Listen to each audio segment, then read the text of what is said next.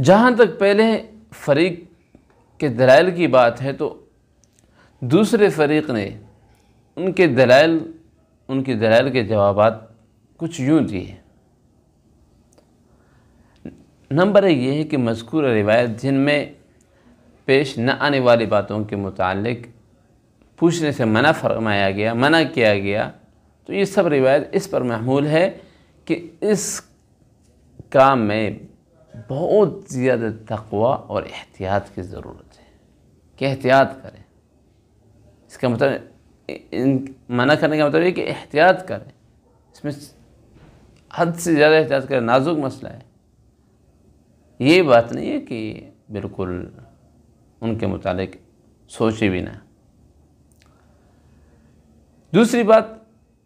دوسرا جواب یہ ہے کہ مذکورہ طریقہ جو ہے نا محدثین کے لیے ہے، فقہاء کرام کے لیے نہیں ہے۔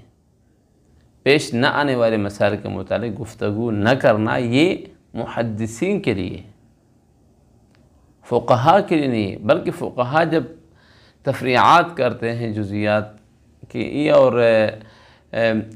نہ پیش آنے والے مسائل کا تخیل کر لیتے، فرض کر لیتے اور اس کا حکم بیان کرتے ہیں، تو اس سے فقہاء کی فقاہت میں 4 چاند لگ جاتا ہے، اضافہ ہوتا ہے، قوت استنباط میں اضافہ ہوتا ہے۔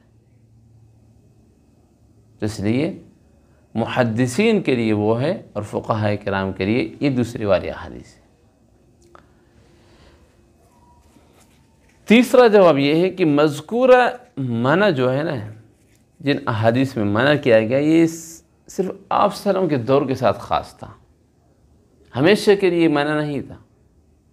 اور آپ صلی اللہ علیہ وسلم کے دور کے اندر جو خاص اس لیے تھا کہ آپ صلی اللہ علیہ وسلم کو خوف تھا اس بات کا کہ ہو سکتا ہے کسی چیز کو اللہ تعالیٰ نے حلال کر دیا اور لوگ بنی اسرائیل کی طرح سوال کرتے پھریں یہاں تک کہ اللہ تعالیٰ اس کو پھر حرام کر دے۔ تو اس لیے وسعت کے لیے، امت کے اوپر شفقت کے لحاظ سے آپ صلی اللہ علیہ وسلم نے اس وقت اپنے زمانے میں منع فرما دیا، کیونکہ اگر آپ صلی اللہ علیہ وسلم منع کرتے تو وہ شارع تھے، وہ چیز پھر حرام ہو جاتی، یا اللہ تعالیٰ کی طرف سے وہی آ جاتی تب بھی حرام ہو جاتی۔ تو اس لیے آپ صلی اللہ علیہ وسلم نے شفقت اور امت کے اوپر شفقت کرتے ہوئے اس کو فرمایا۔ اور چوتھا جواب جہاں تک حضرت عمر رضی اللہ عنہ کے بارے میں آتا ہے کہ وہ اسے منع فرمایا کرتے تھے اور ایسے شخص پر لعنت کیا کرتے تھے۔ تو سب سے پہلی بات ہے کہ ابھی ہم پیچھے بیان کر چکے ہیں کہ حضرت عمر رضی اللہ عنہ اپنے زمانے میں علم فرائض، میراث کے مسائل کے حوالے سے نہ پیش آنے والی باتوں کے متعلق بھی گفتگو فرمایا کرتے تھے حضرت علی رضی اللہ عنہ کے ساتھ مل کر۔ ایک تو ان کے عمل سے ثابت ہے، دوسری بات یہ ہے کہ ان کے یہ بات کہ وہ اس شخص پر جو نہ پیش آنے والے مسائل کے متعلق کوئی سوال کرتے تو آپ اس کے اوپر لعن طعن کرتے، یہ اس شخص کے لیے ہے جس کے سوال کرنے کا مقصد صرف اور صرف یہ ہوتا ہے کہ ضد، ہٹ درمی اور اگلے کو مغالطہ دینا، مغالطے میں ڈالنا، اور یہ مذموم ہے، اسلام میں منع ہے، آج بھی منع ہے۔ اس بندے کا، سائل کا، مستفتی کا سوال کرنے سے مقصد سمجھنا نہیں ہے مسئلے کو، بلکہ اگلے کو، مفتی کو، عالم دین کو، فقیہ کو مغالطے میں ڈالنا ہے۔ اور یہ واقعہ حضرت عمر رضی اللہ عنہ کے زمانے میں پیش آیا کہ حضرت عمر نے سبیغ بن عسل رضی اللہ عنہ کے ساتھ یہی کیا۔ سبیغ بن عسل یہ بہت زیادہ سوال کیا کرتے تھے، تو آپ نے ان کو سزا دی اور جلاوطن کیا۔ یہ قرآن مجید کے متشابہات کے بارے میں، مشکلات القرآن کے متعلق لوگوں میں سوال کیا کرتے تھے اور لوگوں کو جو ہے پریشان کرتے تھے، تو اس پر حضرت عمر رضی اللہ عنہ نے ان کو سزا دی۔